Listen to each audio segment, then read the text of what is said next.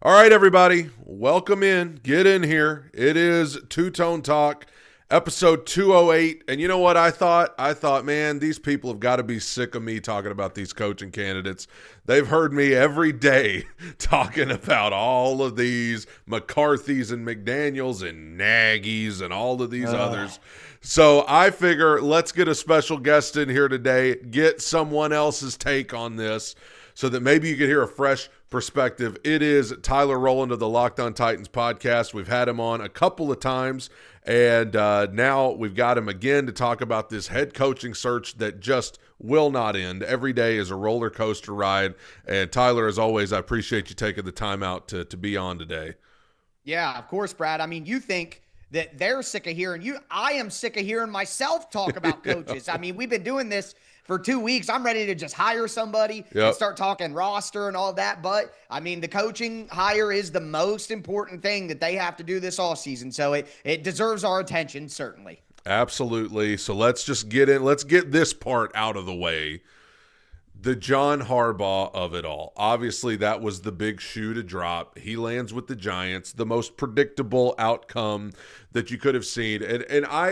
For me, I know you're pretty passionate about this. I've seen you interacting with some folks on X about this, and I tend to agree with you here that a lot of Titans fans are using this as an opportunity to say, well, we dropped the ball. Our organization, Amy, Mike Borgonzi, Chad Brinker, it's on them. Their incompetence. How could they let this happen? I don't think we ever had a fighting chance, really, to begin with. I mean, we didn't even get to meet with them. We didn't even get to meet with them. I think they were prepared. I think they did all they could. But what's your take on that? It's so crazy, man, because a lot of people are using this as an opportunity, like you said, to like hate on ownership and the Titans process even more. And I keep saying, call it cope, hope, or dope, whatever you think is the reason. I think that this is actually the total opposite of that. This gives me more confidence in Amy Armstrong and Mike Borgonzi. They went after the big fish. They were willing to put it on the line and go out there and disrupt their process. She had the jet fueled up. They were going to give him 18 to 20. You think that they were going to go to his house if they weren't willing to pay him what these agents talk? Like, I just think there's a lack of understanding with the casual fan, and not even a diehard fan, kind of in between a casual and a diehard fan, whatever the in between of that is. From that area all the way down to casual, I just think there's a misunderstanding of how these things aren't as up in the air as people want to believe. Just because you don't know what's going on behind the scenes doesn't mean that stuff isn't happening. Like, there was a tweet from a guy who covers the NFL nationally, Brett Coleman, who said, like, a lot of these coaching hires, they're done a while ago. And like with the draft, we know with the NFL draft that these teams are talking to agents of these players at the combine, like free agency. They're talking at they're working. Why do you think all these deals get dropped out of nowhere on the first minute of the tampering window opening in the NFL? Because they were done in February at the combine. Okay. Yeah. These wheels start turning it's like technology. The military had iPhones back in the 80s. You know what I mean? Just you didn't know about the iPhones until the 2000s. Like, that's just the way that it works. So the fact that Amy Adams Strunk was willing to go means that she was willing to pay. She knew what his price tag was going to be. Now, maybe the Giants gave him a couple extra million more and stuff, but using this is another reason to hate on Amy Adams Strunk. To me, it's like a toddler not getting a candy bar in the grocery store and falling to the ground to throw a tantrum. Like, Amy Adams Strunk has her faults and has made mistakes, but I continue to be just kind of taken aback by how people so quickly want to hate on her when I thought this was impressive that she was willing to do all this to give herself a shot. Like, that's a good thing. She's willing to correct her mistakes. And let us forget who brought us out of the dumpster fire, who hired John Robinson, who hired Mike Vrabel, who hired Mike Mularkey. Like, you can't just say she's the worst owner in the NFL when she got us out of the mess that her father put us in. Yeah, absolutely. And going back to the Harbaugh thing, because I don't want to talk about it too much because it's a done deal and it doesn't have anything to do with us anymore. But a lot of people take it as an indictment on Cam Ward of, oh, John Harbaugh would have rather coached Jackson Dart than Cam Ward. And Jackson Dart, I do think he's a talented young quarterback. Yeah. If he could stay healthy. And so but I think it's a lot more than just one guy. When you're talking about Giants, Titans, they've got a better roster than us right now. It's New York. It's I the New mean, York Giants, bro. yeah, We're the Titans. You know what I mean? exactly. Like, I don't mean to be reductive, but you're right. Like, what are we doing? Again, I said it online. Like, to me, everything other than the quarterback is why John Harbaugh picked the New York Giants. I mean, Yep. maybe he thinks Jackson Dart is better than Cam Ward. Okay. But at least it's close. It's not like Jackson Dart is a million times better than Cam Ward. Like, the only thing that kept the Titans in this is Cam Ward because the Yeah. Giants have the advantage in every other area. So it's like, to me, that's just a product of the troll culture of Yeah. the internet. People just want to make you feel bad. That at the core of the internet is I want to make someone who I don't know feel sad. I Yep. want to make you hurt. I want to put the pain that I feel in my body and soul, and I want you to feel that for me. So all the conversation around, oh, Cam Ward's a bum, he's trash, he picked Dart, nobody wants your like that is just classic internet culture of I feel sad, now I want you to feel sad, and I'm gonna say the meanest thing I can say to you to try to make you feel sad. And it's just outside of football, it's all sad at the end of the Yeah. day to me. But yeah, it's all nonsense. Nobody with a brain in their head can say that Jackson Dart is so much significantly better than Cam Ward that that's the reason Harbaugh picked it when every other area goes in the Giants' favor. It's just illogical. Absolutely, and I think there's a little bit of a pity party being thrown right now because a lot of fans wanted Harbaugh, and I don't blame you for that. Of course, he's a Yeah. wonderful coach, but because before that happened, before Harbaugh officially landed with the Giants, there were a lot of Titans fans who were saying, "Hey, this is an attractive job with new stadium, Mike Borgonzi, Cam Ward, cap space, top 5 draft pick." And then Harbaugh landed with the Giants, and suddenly it turned into nobody wants to come here. This job's not attractive. Where do you think the Titans land in terms of the 8 job openings left? Where do you think the Titans land in those teams in terms of the attractiveness of the jobs when you put them up beside these others? Yeah, it's like you're dating third place in the Miss Universe contest, and somebody tells you that your girl is ugly. Yeah, Oh, she yeah, she didn't win Miss Universe, bro. Like, I still got the runner up, man. yeah, Like, calm down. I think that Baltimore is the next best job. Baltimore, I think, is the best yeah, job out of all of them. I mean, New York was a good job, but New York isn't as ready and as good as Baltimore with an MVP quarterback. But since Harbaugh left Baltimore, obviously he wasn't going to go there. yeah, So I think Baltimore is clearing away the best job still on the market. But after that, you could make an argument that the Titans are second. I think it would depend on what a coach is looking for. If you want to win right now, this year, you want to go to the playoffs right now and be a contender, I think Atlanta is the next best job because their roster is really good. You could bring in a veteran quarterback of your choosing if Penix isn't healthy enough. I think there's ways to argue the case for Atlanta. They do have a good owner who's willing to spend. Matt Ryan, trustworthy guy in the NFL, could probably sell some people on the idea. I think that's a really good job too. But if you're somebody who is willing to kind of build from the ground up and kind of build it the way that you want it and get guys who match your scheme and guys who you like and this and that, Tennessee is the best next job. Like, if you want to win right now, take Atlanta. But if you want to build something, the Titans are the next best job available. Like you said, you get the new stadium, which is going to bring in a ton of new revenue and could result in more revenue for you, more advertising opportunities for you, no state taxes. So even if another team wants to pay you more, you're probably going to make more in Tennessee on all your advertising opportunities, the coaching contract that you get anyway. Like, obviously, we have Cam Ward, a good young quarterback. People forget, I mean, the Giants were going to trade their soul for Cam Ward last yep, year. The Browns were going to take Cam Ward number 2 if he dropped. Like, everybody in the NFL wanted Cam Ward, and I'm sorry, but you can't look at what Cam Ward did in his rookie year and say,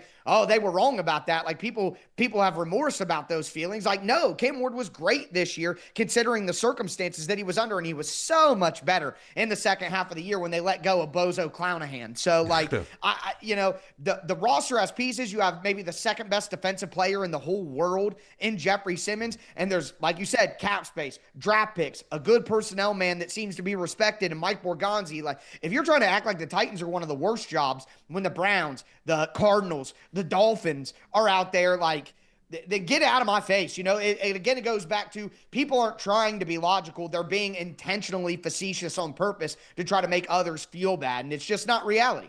The yeah, fact Harbaugh even listened to the Titans shows you if the Titans were such a terrible job, then the leverage that being interested in Tennessee wouldn't even if John Harbaugh was trying to use the Cardinals as leverage, the Giants would just cackle at him. But he could use the Titans because they have so much going for him. So yeah, I know it sounds like cope, hope, or dope or whatever, but it's the reality. The Titans are a very good job. I tend to agree, and I think when it comes to Atlanta, yes, there are things that make that job attractive. They're in the worst division as well, but also matters, they don't have a first round pick. They do have a cap situation coming up. Yeah. That's They have not no going to quarterback. be a major question mark there. So there are some things that maybe in some coaches' minds would make Tennessee more attractive. Exactly. We had differing opinions. It's funny you mentioned it when I messaged you about coming on. Yeah, let's fight about that, Brad. Yeah. Well, when the Steelers job came available a couple of days ago, of course, I was selfishly holding out hope for Mike Tomlin because I've been a big fan of his, even though I knew deep down he was going to TV. But I said, dang, this is going to knock everybody down a peg because the Steelers job just came available. Because in my mind, I'm thinking, man, that's the Pittsburgh Steelers. Like one of the most legendary brands in sports. But when you have time to think about it, I also see Aaron Rodgers is done. They have no answer at quarterback. They have one of the oldest rosters in the NFL. You're filling the shoes of Mike Tomlin, which is intimidating. So I think that, in my mind, really the only thing the Steelers have is, hey, we're the Steelers. Maybe somebody just wants to be the head coach of the Pittsburgh Steelers, but ultimately there's probably more working against them. So at the end of the day, I actually, I guess we're not going to fight about it because I would agree that, unless you're just enamored by the Steelers and the wonder of it all, the Titans, I think, have way more to offer roster-wise and patience. You could make the argument that the Steelers have had 3 head coaches and 1,000 years or whatever. They never fire anybody. They only step down. Like, I guess that would be appealing, but I think Pittsburgh, because of it's going to be a little bit of a longer. I don't think that they're as ready to compete as you would think. And I think that there's more building that needs done there. I think as the Steelers do, they're going to find themselves a young coach that they want to grow and build with. And quite honestly, you look at the Titans pool of coaches, 14 of the 19 that they were interested in have previous experience. We're probably going to get 3 or 4 finalists by next week. They're probably going to be guys with experience, since Chris Shula doesn't seem like he even wants to take the interview with the Titans. So to me, it's like the type of coach that the Titans want and the type of coach that the Steelers are going to go after aren't even the same type of coach. So we could go through, the tail of the tape per se, like we just did. But also I think they're looking for different pools of candidates, which means that Pittsburgh won't hurt the Titans anyways. Kind of feels like the Ravens are too, and kind of who they're looking for is different kind of, which is good news for Titans. You don't want to be competing. Let's talk about some with the Ravens. Let's talk about some of the guys that the Titans, that have at their, disposal. Who do you right like now. the most? Who's your number one guy? Stefanski right now, although I feel like he would be more enamored by the Falcons because he would probably want to go somewhere and win right now to prove that he can coach. And he's used to having crappy quarterbacks, baby. He doesn't even care who they have. Exactly. Throw Kirk Cousins back in the lineup. We'll take him, I'm used to this. Exactly. But also, I know people get bored of this answer because we've been talking about him since Callahan got fired, but Mike McCarthy just makes so much sense. People have gotten tired with him because we've been talking about him for too much, because he was available and we knew. So it's like that's kind of the old news guy. But you see the comparisons on you can't say that you liked John Harbaugh and you don't like Mike McCarthy. They both have a Super Bowl. McCarthy's won 7 division titles to Harbaugh's 5. Harbaugh's 63, McCarthy's 62. They both have a 640 win percentage. Like, there's really no difference between those guys except Harbaugh is a special teams CEO and Mike McCarthy has an offensive speciality, which in a vacuum, you'd want that for the Titans anyway. Yep. I don't know if a year younger than Harbaugh as well. Yep. So let's talk about Matt Nagy. Okay. I've yet to hear one actual good argument for Matt Nagy being the coach other than Mike Morganzi, ties to Kansas City. Obviously, this is what they're going to do. I mean, there are people both in the realm of the Titans, fandom and media, and in terms of people who just cover the NFL who are acting like this is just inevitable. That PR campaign. That's what Yeah. it's literally a PR What is with going on? I mean, they could doing video segments about him on CB. Like, I've never even seen that. Dude, it's crazy. The article by Dan Pompei in The Athletic, that video essay you're talking about where he went over anonymous tips on why he did a bad job in Chicago and how he could get better. Like, it's so obvious that they are doing a full court press to try to get him another opportunity. But I'll do this, Brad. I have been the no Nagy. No Yeah. Nagy. That's Me too. you know, a lot of us are on that train. Yeah. I think that in another life, I would have been an excellent lawyer. And as a matter of fact, I was the only person in my my high school class who won the mock trial from the defensive attorney position when I was a junior in high school. So I believe it. A little bit of proof. I got my friend who was a drunk driver. I got him off with a hung jury, and I was out of all 5 government periods, I was the only one who got their guy off. So I think I would have been a lawyer because I'm so good at arguing both sides. I could argue as fiercely against my point as I could for my point, and it's just about what I ultimately think is the right one. But here's the argument for Matt Nagy: head coaching experience, which they have been asking for. I think it's flimsy, but he did take Mitchell Trubisky to a good season and a playoff win and a playoff appearance. He does have a winning record as a head coach, which historically speaking, the data would tell you if you have a losing record as a coach, you're going to keep losing. If you have a winning record, you're going to keep winning. So there are some things there. The connection with Mike Borgonzi would make their relationship smooth. They'd be on the same page. They wouldn't have any, back and forth and disagreements all the time and stuff like that. He's an offensive guy with history working with Patrick Mahomes, who I think has a similar skill set to Cam Ward. I think that's it's Patrick Mahomes. Okay, I'm not saying he's Patrick Mahomes, but how they play football is kind of similar. That like they play in a similar Sandlot style and do special things like that.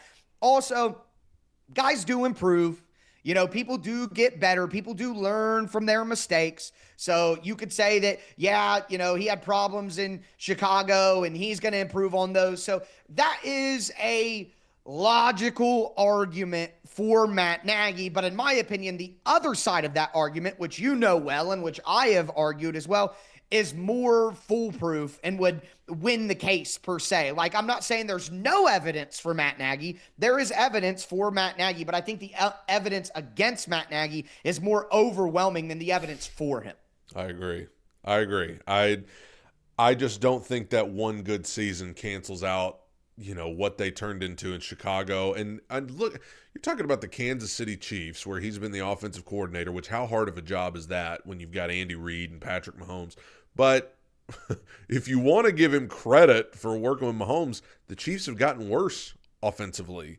With Mahomes and Kelsey, they've gotten worse. So since he came back, yeah. So it's just and the one good year, bro. The one everybody says points out the one good year in Chicago, which bullies his winning record. It's all that one year he won 12 games, and that canceled out all the losing that he did after that. But they had Vic Fangio as the defensive coordinator, who went on to be a head coach immediately after that. They had 36 turnovers that year, which was number 1 in the NFL. They were 21st in offensive yards, and they were 9th in scoring. I'm sorry, but you don't got to be Albert Einstein to put 2 and 2 together and say, oh, the only reason that they were top 10 in scoring is because they got all those turnovers, and their offense was 21st in yards. It really wasn't that good of an offense. Like, it's just so obvious that Fangio's defense carried that team. So I'm like, yeah, he has a winning record, but this is why context matters. You can't just have data without context. The context of the situation ruins how good the data looks, in my opinion.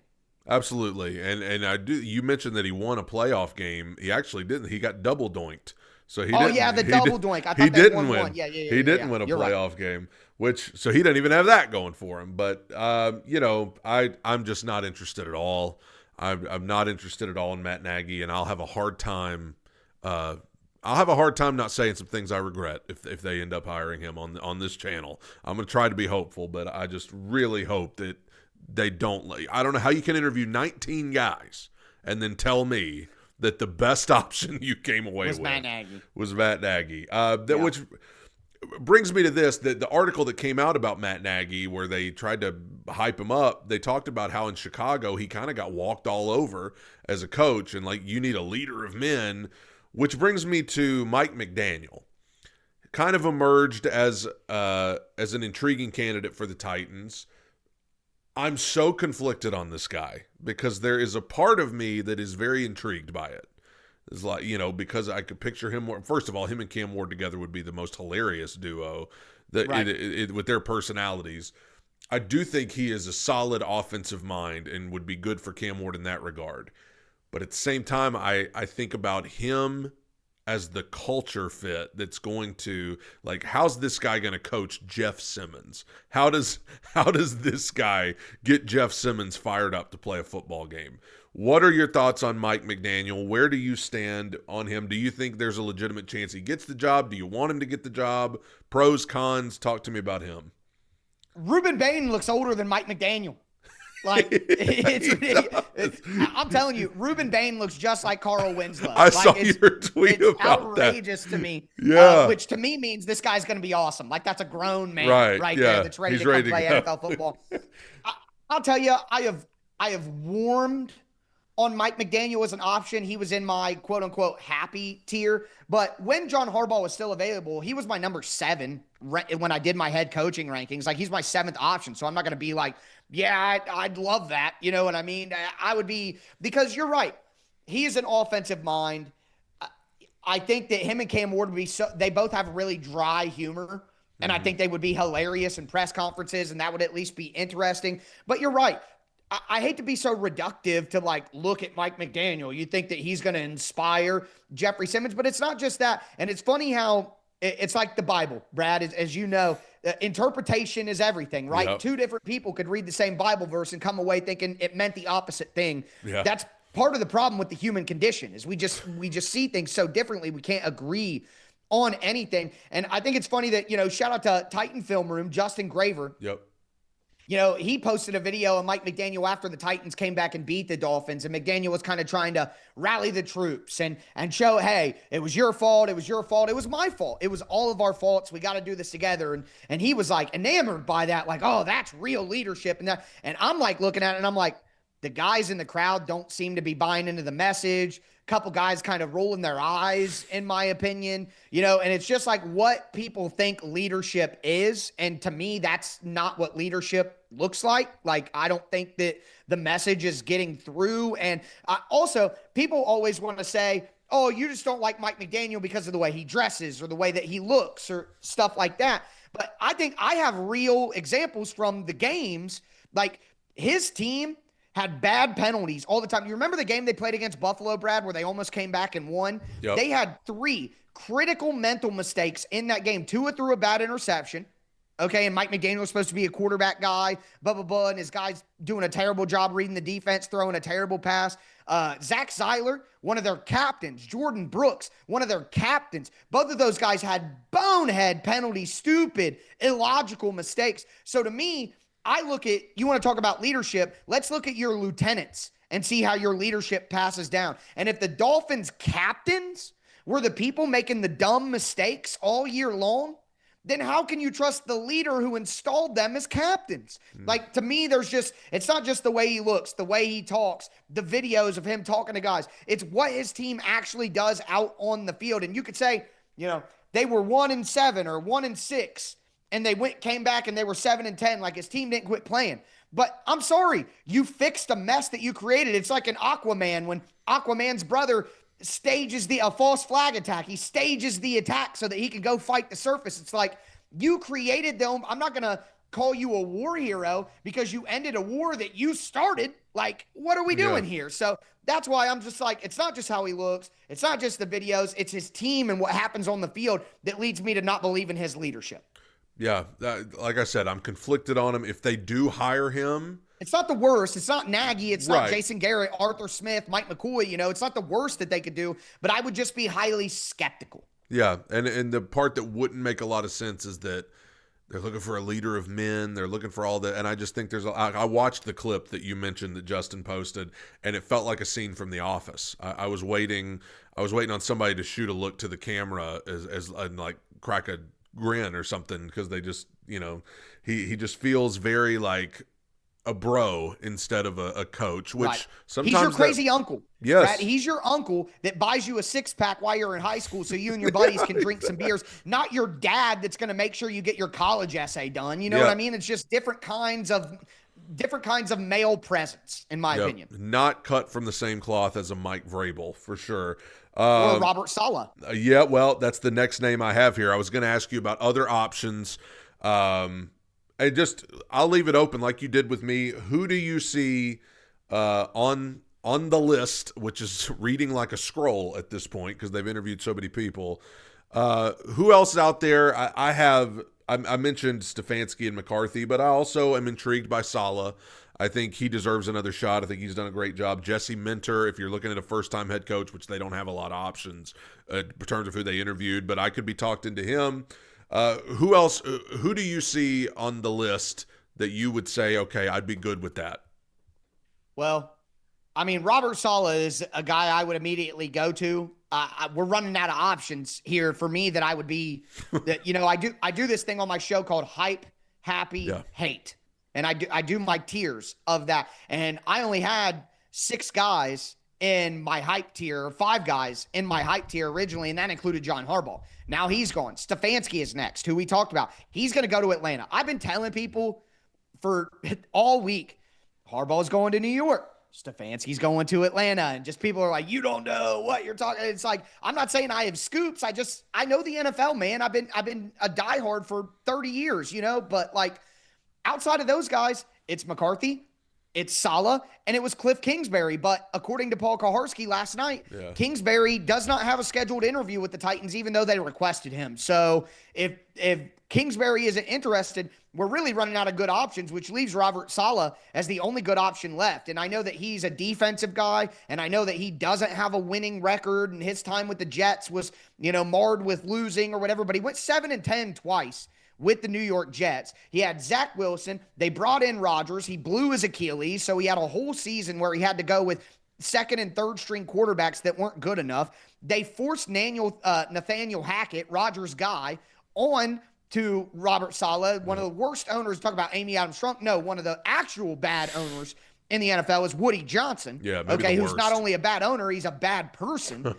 So it's like all of that context has to matter. And what I want somebody who is the top schematic mind from where they're at. That's why I don't like Matt Nagy. He is an underling of Andy Reid, and everybody's an underling of somebody at some point in time. Like, Robert Saleh wasn't always the top schematic mind, but I keep bringing this up.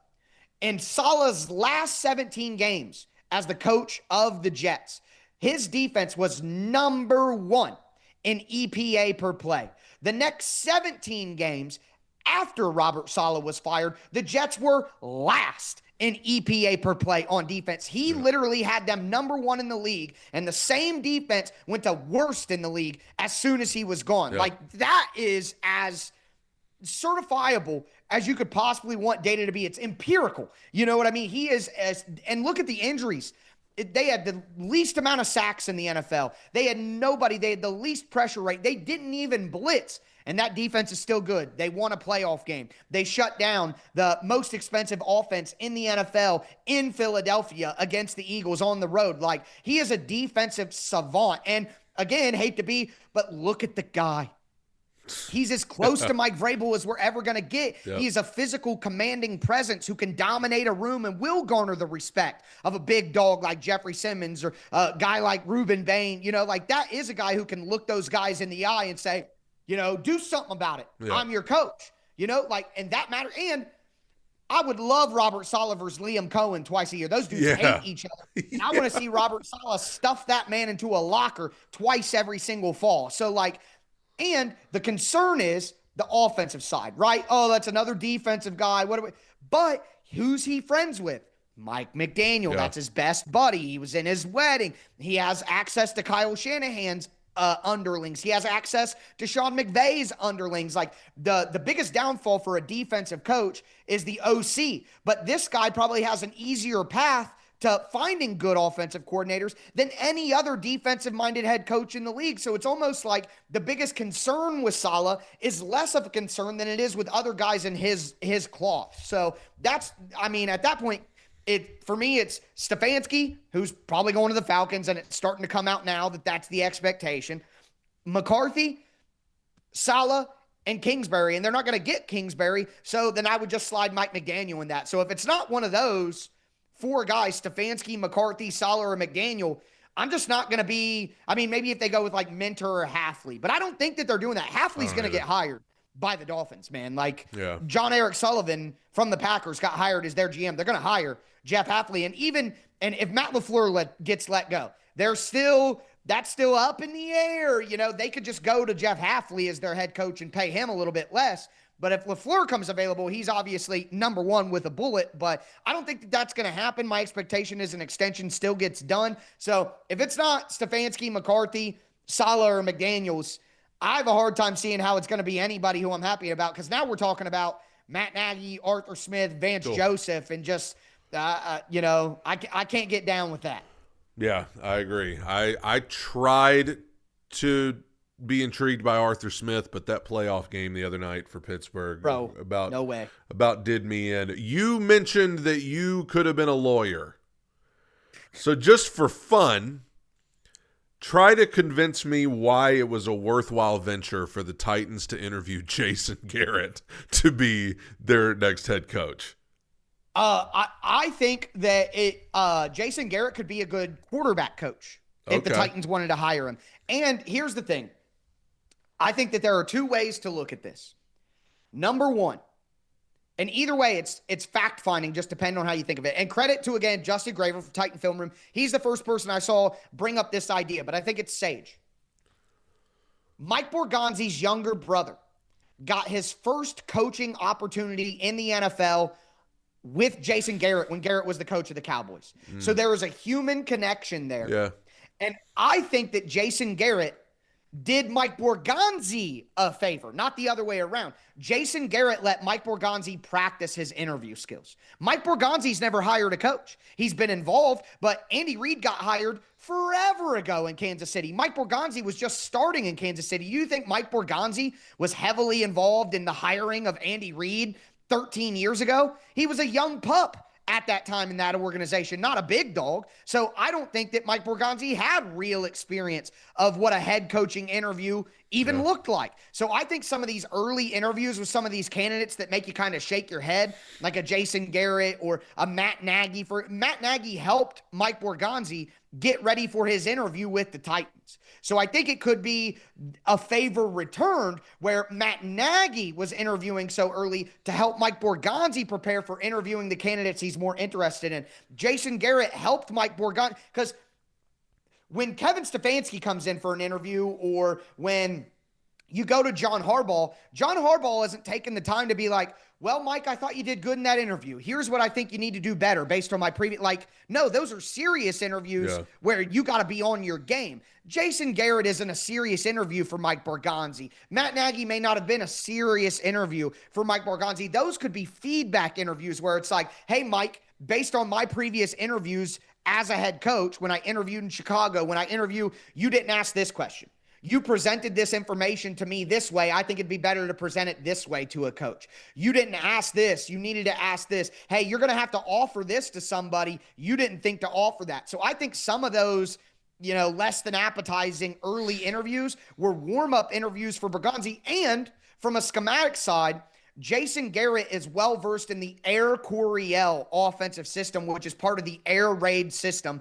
Cam Ward played in a air raid system in Miami. So I think it could have been hey, teach me more about this scheme that is best for my quarterback, so that when somebody comes in to talk about what they're going to do with Cam Ward, I know whether they're full of crap or not. You know what I mean? Yeah. So whether it's information on the Air Coryell or whether it's a warm-up for Borgonzi, that's what I think those things were, more than, hey, we want Jason Garrett as our coach. Ha ha, everybody laugh. Well, I will just say, we got to wrap up, but it was the sheer comedy, though, of the Ravens firing Harbaugh, that excitement. Oh, my gosh, could we get John Harbaugh? The Titans are set to interview Jason Garrett. I cried with laughter. It reminds me of Transformers when his dad drives into the car lot and they drive past the Porsche place and he's like, oh my God, you're getting me a Porsche, you're getting me. And then he drives into the car lot where Bernie Mac is. You know what I mean? Like that. That's kind of what the Titans did to us with that one. Yes. To wrap up, your good friend and confidant, Paul Kuharsky, said that starting Monday-ish, The Titans are going to narrow the field down to 4 or 5. I don't want to give away anything that you might talk about on your show, so you don't have to if you don't want to, but do you have an idea maybe of who you think, whether you agree with it or not, who you think those 4 or 5 could be that get the second interview? I talked about it on my show that came out last night this morning, Okay. so there's no spoilers or anything like that. But I think it will be Mike McCarthy. I think Matt Nagy will be included. I think that Kevin Stefanski will be included unless he gets the Atlanta job right away, and then you can axe him out. I think Saleh will be included. I think McDaniel will be included. And if Stefanski is gone for some reason, sadly, I think Arthur Smith will be included in that second round of interviews. So McCarthy, McDaniel, Saleh, Nagy, and Smith. That's who I think the finalists will be. I will say that Paul did mention in his video about it, he said there may be some names that you're not expecting that will be included and maybe some names you're not expecting that will be left off. Maybe that means Matt Nagy won't get a second interview. Who knows? Maybe because we're all thinking he will. Maybe that means he won't. Who knows? Either way, I appreciate you taking the time to come on today. And everybody go check out the Locked On Titans podcast every day, all year, off season, in season, doesn't matter. Appreciate you, Tyler, coming on today, and always welcome on the Two Tone Talk podcast, my man. Yes, sir. Take care. Absolutely.